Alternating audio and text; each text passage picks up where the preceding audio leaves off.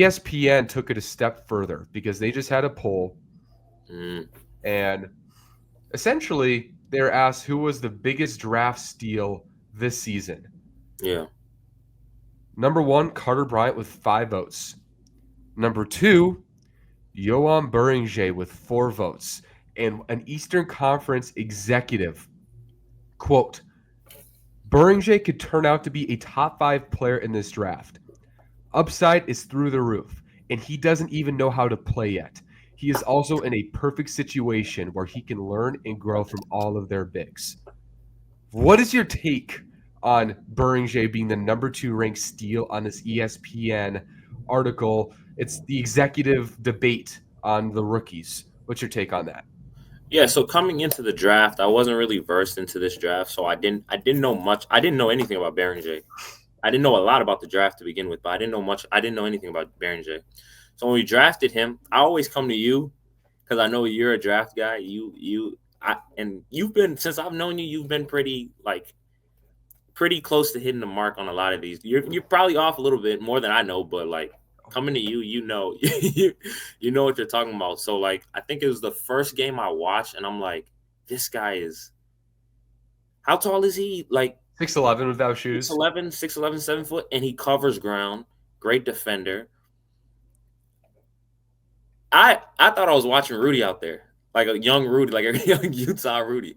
You made the Tyson Chandler comparison. I'm seeing Rudy. Maybe it's he's French, but I'm steal of the draft again. I'm not too familiar with everybody in the draft. I know Carter Bryant. Carter Bryant's very good. I'm also a big Knipple guy, so that's my. I know he's fourth pick, but that's my guy. But was he second in the steal? Second, you said second. Yep. Second behind Carter Bryant, who was the second Spurs first round pick. So from what I know, that sounds about right because Carter Bryant's really good. And then I'd say Beringer. That makes sense. Who was third though on there? Do they have a ranking? So on the article, I only saw top. So Kasper Ziakashionis was third with 2 votes. That's the Illinois guard, right? Yep. I'm not a fan of his, but yeah. There's some other like people who got votes like Walter Clayton, Trey Johnson, Colin Murray Boyles. Still interesting. I Malwatch. mean, Maluwatch. Yeah, Maluwatch was someone I thought could go like top 6. Yeah, I had him fifth on my board. And we'll see how that turns out. Like you're saying, I hit it on the mark. There's some past draft, some draft Mark agendas. Williams. I'm praying still work out, man. I'm praying they still work out. So I don't know. I got a lot of unplanted seeds with my recent draft takes, but Yeah. yeah, dude. I mean, Beringer, how could you not be impressed with him? I just recorded an episode yesterday, and we were talking about it more in depth. But he is just a freak athlete. Mhm. The reason why I see Tyson Chandler is one, I think the measurables are pretty similar because if I remember properly, I think Tyson was around 6'10 to 7 feet in Yeah. that range, right? And I mean, his high school tape, you know this. He was like super explosive, long frame, good hands, just dunks, blocks, intensity, motor. He went second overall for a reason. Right. If I remember right, he got traded for Elton Brand on draft night. Is that right? I think Yeah. he got drafted second. I think You got traded to Chicago. Chicago. Yeah. I think that's right. But Tyson Chandler got drafted. Everybody knew he had no offensive game, but But he was a beast and he was athletic. he was athletic. He was a Could beast. tell. He played hard. And when I watch Beringer, I see so much Tyson Chandler because he has that comparable just explosion, athleticism, length. I took it a step further during some draft cycle stuff, and I was talking to a friend, and I'm like, outside of Wemby, who's the more athletic big man the last 2 years? Mm. I don't know the answer to that. Okay. I might be missing somebody so I obvious. would argue Lively, but that's pretty much. And I think Beringer's twitchier than Lively. you think so? A little bit. I think Lively's a little bigger. So if you want to give him that advantage, that's fair. Yeah. But those three, I think, are good Yeah. mentions. Hmm. Lively, there's some Lively in Beringer too.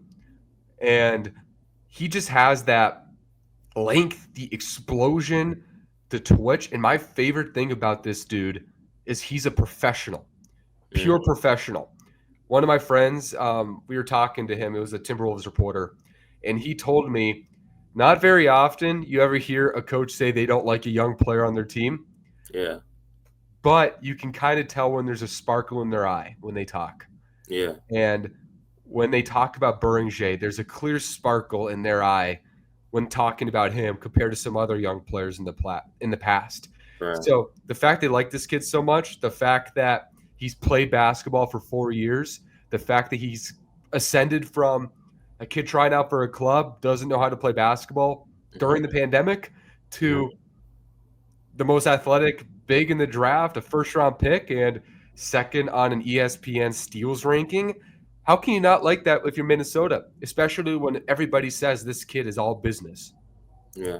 And I didn't know that he just started playing basketball. What you say, 4 or 5 years ago? He started in 21, I believe. Dude, his growth, the growth is insane.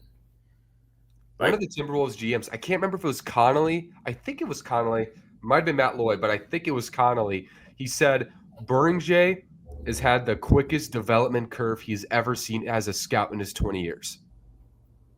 uh, foreign players or everybody? Everybody. Okay. He said the most. It was one of the two. I'm thinking it was Connolly, but there's not a chance it was Matt Lloyd. One of the two said that. So when you consider that context and Minnesota's development system, with Mhm. all the big men they've developed, I mean, Naz Reid is the most recent notable one, and Rudy Gobert has been great. I mean, he won Defensive Player of the Year the other year. Yeah. Talking about a good development staff, talking about the perfect mentor for a player of that archetype.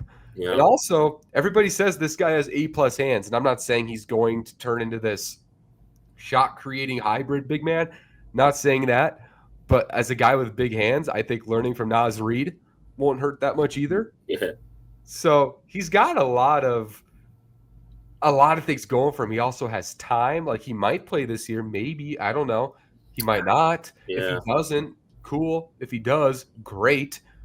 So it's really exciting.